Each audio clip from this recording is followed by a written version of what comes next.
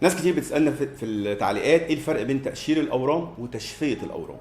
اورام القولون زي ما قلنا احنا بنكتشفها بدري في مرحله اللي هي ما قبل تحولها الى ورم خبيث. احنا عندنا طريقتين لشيلها، ده بيعتمد على ايه؟ بيعتمد على حجمها وهي ماسكه في النسيج ولا لا. طيب التقشير الاورام ده الاجراء السهل بيتعمل للاورام اللي اقل من 2 سم. طب الاورام اللي اعلى من 2 سم بنعمل لها تشفيه. ايه الفرق ما بين الاثنين؟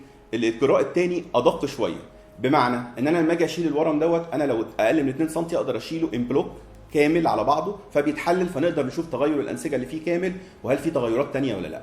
طب لو الورم اكبر من 2 سم كان عندنا طريقه زمان ان احنا نقشره بس حته حته زي ما بيس كيك، زي ما كنا بتقطع التورته بتاعت الكيك، لكن التقطيع ده بيخلي دكتور الانسجه ما يقدرش يجيب المساحه كامله للورم، فاخترعوا طريقه جديده اسمها التشفيه. التشفيه دي هدفها الاساسي انك تشيل الورم كله ان بلوك واحده واحده عشان ما يبقاش فيه اي ريزيدوال او بواقي فالورم يطلع تاني. ثانيا عشان نقدر نحلل الجزء اللي اتشال ده كله من غير اي مشاكل.